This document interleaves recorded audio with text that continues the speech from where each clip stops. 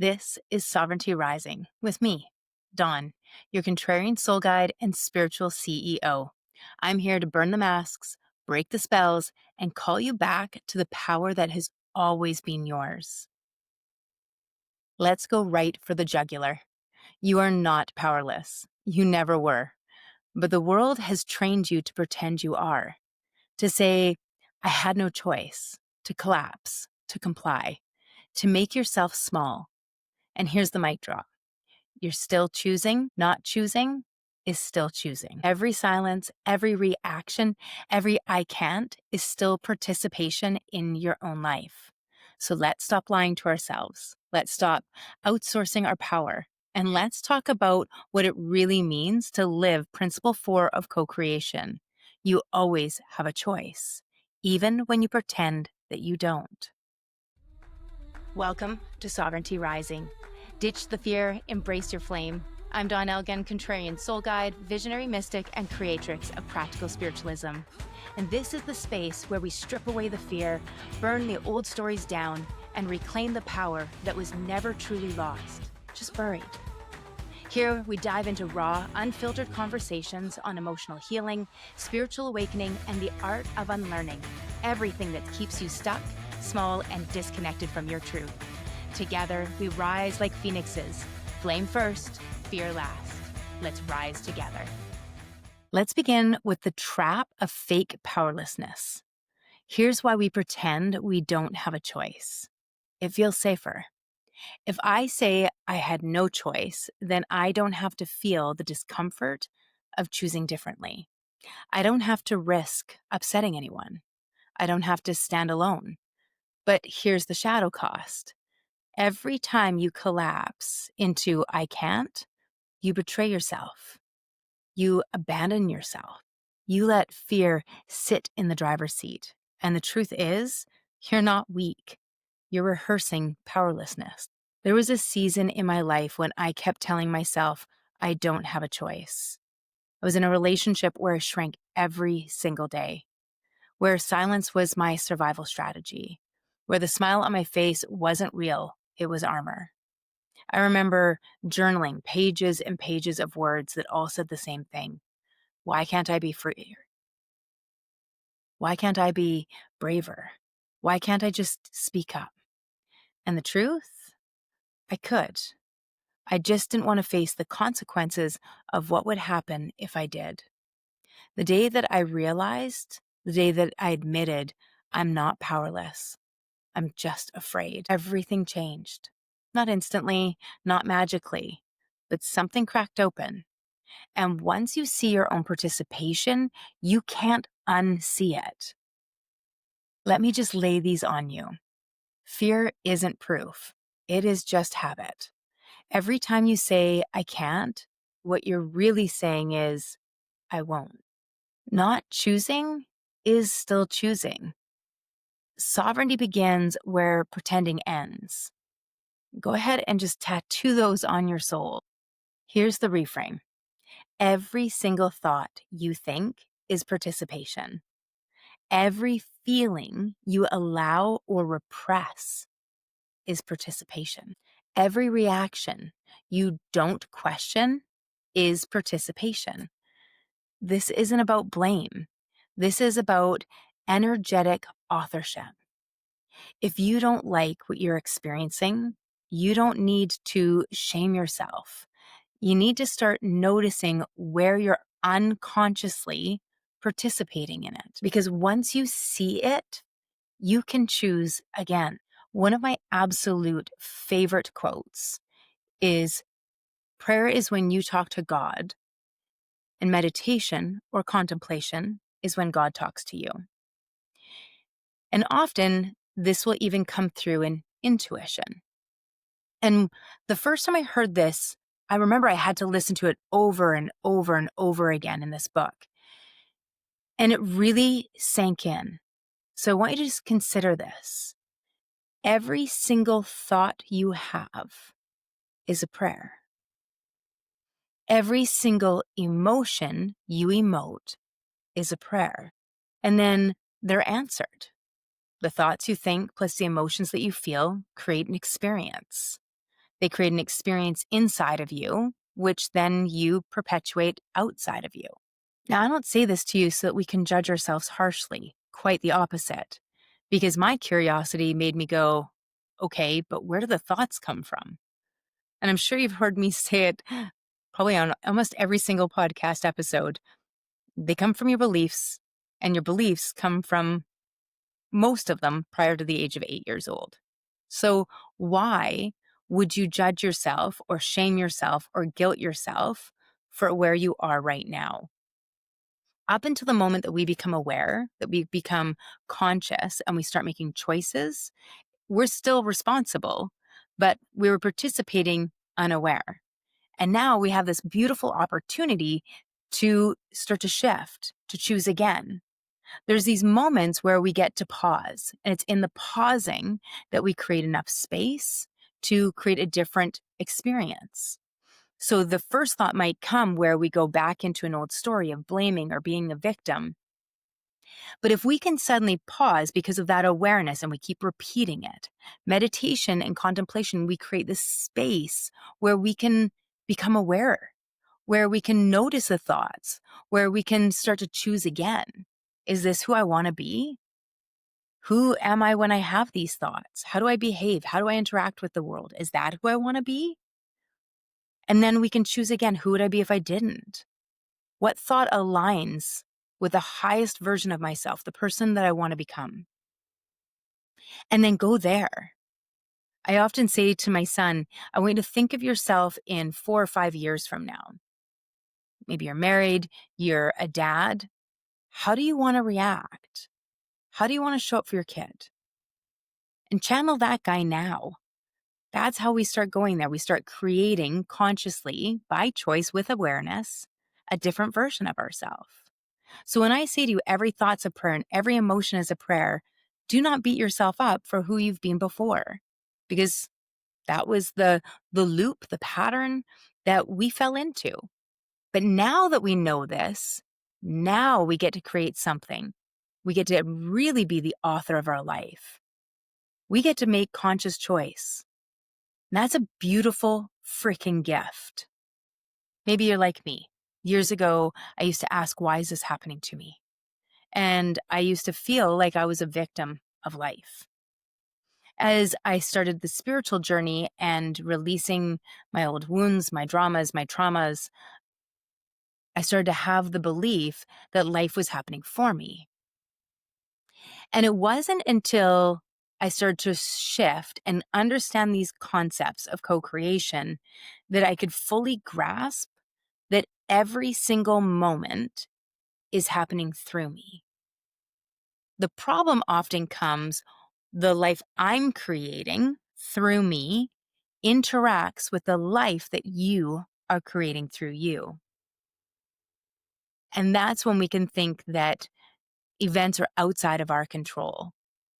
And the truth is, we don't have control over what is happening for other people.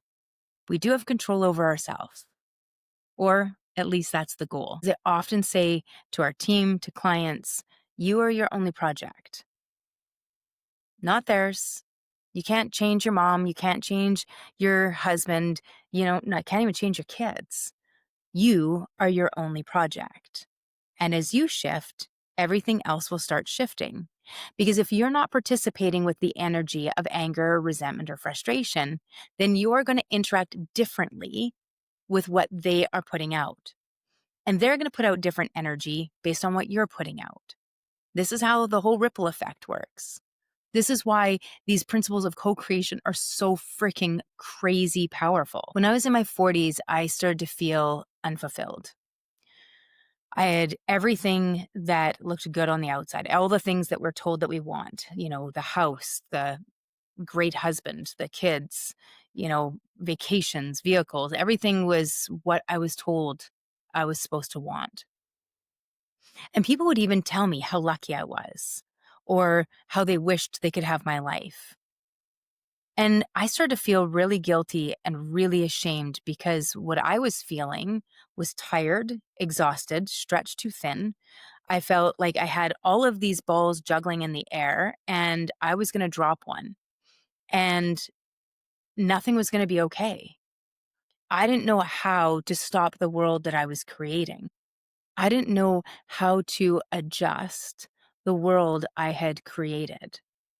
And I had already started my spiritual journey, but it was starting to create dissonance with my practical life. I couldn't come to terms with what I was feeling called to do, what was starting to light me up, and what everything said I should be doing in this world that we live in. So I started to create this dichotomy. I had these two opposing energies happening, and I just didn't know how to stop it.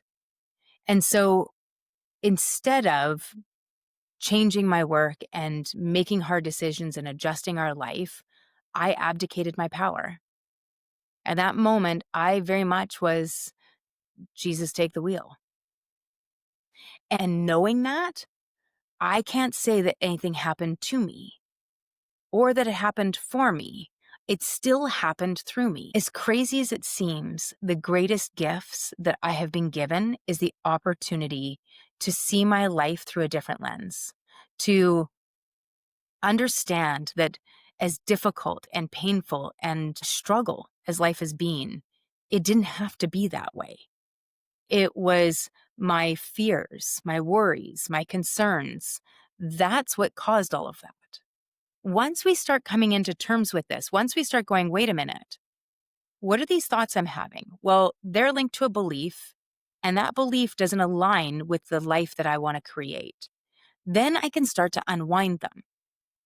This becomes the baseline of all of it, of all of our work, is letting go. What is sovereignty? Sovereignty is letting go. What is freedom? Freedom is letting go. What is healing? Healing is letting go. Life does not have to be this kind of a struggle. It doesn't have to be suffering. As that beautiful old quote from the Buddha goes, pain is inevitable. Suffering is optional. Suffering is caused by us pushing and resisting life. Once we start to let it unfold and get curious, I wonder what this day is going to bring. It always comes from us having expectations of how things are supposed to be going down and then judgments. We're going to get into that next week, but because that's principle number 5. But it always comes down to these things. But underneath that, why do I have those expectations? Why do I have those judgments? It's always because of some belief. And those beliefs are given to us either from our parents, from society, from culture, from time, from gender. There's some reason that we have them, and we need to unwind those beliefs so that we can start to think differently. When we start to think different thoughts, we can have different emotions. When we start to experience and choose the thoughts we want to think, to experience and choose the emotions we want to feel, we create a different experience in this world, not only for us. From there, it very easily ripples out to the people in our home, to our families, to our work, to life and community all around us. That's why I always say, start with the low-hanging fruit. Who do you live with? Start there. Start with being in your car every day. For me, the vehicle was like easy pickings. Inevitably, somebody's going to cut you off or go too slow or do something you disagree with on the road. We all are extraordinarily opinionated when it comes to driving. So start there. Start where you can release.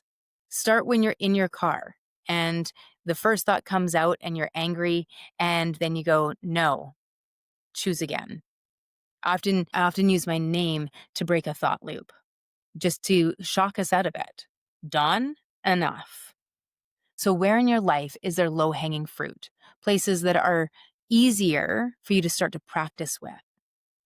The key is first being aware. The second is intention. Once we make the intention, okay, I'm going to see if I can get through this first hour of work with my irritating coworker and not blow a gasket or insult them or have a negative thought. And we just keep restarting. When the old loop, the old pattern comes up, we just keep restarting. It really is that simple. We love to make things difficult. We love to make everything far harder than it ever needs to be. We just keep restarting. Shoot, there, I did it again. Restart. Ugh, pissing me off. Okay, deep breath. Restart. And we just keep restarting. After a while, we start creating a different loop and a different pattern. So let's take a quick pause and just anchor all this information into our bodies. If you're safe to do so, go ahead and close your eyes. And we're going to just do this sovereignty anchoring. So you can breathe all the way down into your pelvic bowl. If you've listened to my podcast, you know where we're going to go. And just start beginning to anchor the breath there. Inhaling into the pelvic bowl, letting it expand, exhaling, letting it release. Inhale all the way down into your pelvic bowl. And as you exhale, feel roots move through your sits bones, anchoring you into the earth. With each exhale, let those roots go deeper and deeper and deeper. And now, as you inhale, draw the breath from the core of the earth all the way up your spine and into your heart. And this time, I want you to exhale through the crown of your head, stretching up like branches, up into the ether. Each inhale, we breathe in. Each exhale, those roots go higher and higher. As you inhale, draw down all the way to your heart. And as you exhale, let it go. You are the bridge, ether and earth, matter and spirit. Now ask yourself, where am I pretending I don't have a choice? Don't rush the answer. Where am I pretending I don't have a choice? And just breathe. Let your body speak. Then breathe into this mantra. I choose to choose. Inhale. Exhale. I choose to choose. Now, let's chat about this myth of no choice. Let's dismantle the greatest lie we've ever told ourselves. I had no choice. I had to stay. I couldn't say no. I had to keep the peace. No, the consequence of choosing differently might have been terrifying. I will give you that. But the choice was always there. We just don't like the unknown. And here's the paradox. The moment you stop pretending you had no choice, you stop living as a victim. Ouch. And that's where your power comes rushing back. It's not victim to survivor. It's victim to victorious. Now, this is a good place for us to take a quick break from our sponsor. This episode is sponsored by me, your spiritual CEO, your contrarian soul guide, your coach and channel through the fires of sovereignty. If you're ready to stop pretending you're powerless and start living like the creator you are, Soul Alchemy, my deep one-to-one container for breaking up our limits and embodying your true power, or Aligned Living, my practical spiritual space for integrating this work every single day, book a sovereignty session. No pitch, no pressure, just presence. Links are in the show notes. Let's get back to the fire. Welcome back. We are talking about the principles of co-creation, and we're on principle number 4. Every thought, every emotion, every reaction is a choice. And we are here to let all of it go so that we can choose again. So here's how this principle works. We are in partnership with the universe. And like any partnership, we need healthy communication and a common vision, or we're going to have chaos. So if I'm saying, I want my purpose, I want to walk my path, I want my truth, and then all of a sudden I'm saying, oh no, not right now, I'm not ready, this doesn't feel safe for me, I'm going to start co-creating some serious chaos. And when we start doing this, what we're really doing is abdicating our power. So I'm asking for all of this support. My guardians, my guides, my soul is going, all right, let's create this. And then my ego gets involved and I'm like, halt. And at some point, everything has been laid out for me. Everything has been set up with divine timing. And we're going to get the push because you asked for it. You said you wanted your purpose. You said you wanted to walk the path. You don't walk forward on your own. At some point, somebody's going to walk into you from behind. And that's exactly what it's like when all of our guards and guides are walking around marching behind us and we just stop and it's like, here we go. And it might not land the way that you'd hoped. This is the suffering. This is what we create. But be very clear, it's still not happening to us and it's still not happening for us. It is absolutely happening through us. We are co-creating our life. And it's important that we remember that this is a partnership and we need to meet each other halfway. So we can't sit back and just wait, which is another favorite of ours to do. Oh, I'll quit my job when the right job comes up. I'll, leave my husband when all these other things happen. We wait. We need proof that everything's going to unfold the way that we want before we make a move. And part of this is because of the fear. We want safety and we want security. But we forget that the safety and security is within ourselves, to trust that we're resilient enough to keep going, as well as faith and security in the universe. And that can be hard when we've been saying we haven't been supported this whole time. And it hasn't been the universe that has betrayed us, that's abandoned us. It's been us. We just didn't know it. Here's the soul drop I want to leave you with. Accountability isn't punishment. It's liberation. When you own your choices, you own your power. When you stop pretending, you start creating. When you take radical responsibility, you stop rehearsing victimhood and start rehearsing sovereignty. So here's your mantra for the week. Say it with me. I own my choices. I honor my power. I refuse to pretend I am powerless. One more time. I own my choices. I honor my power. I refuse to pretend I am powerless. That's it. That is sovereignty. You are not broken. You are not too much. You're remembering who you've always been. And this journey is just getting started. If today's episode lit something in you, hit follow so you don't miss what's coming. And if you're feeling it, leave a review. It helps with more soul-led women find this space. Want to go deeper? Come find me on YouTube, Facebook, our private Facebook community, The Awakening Circle, Instagram, TikTok, or at our website, practicalspiritualismco.com, for all the ways we can rise together. Not to worry, all those links are in our show notes. Until next time, stay sovereign, stay bold, and keep that fire lit.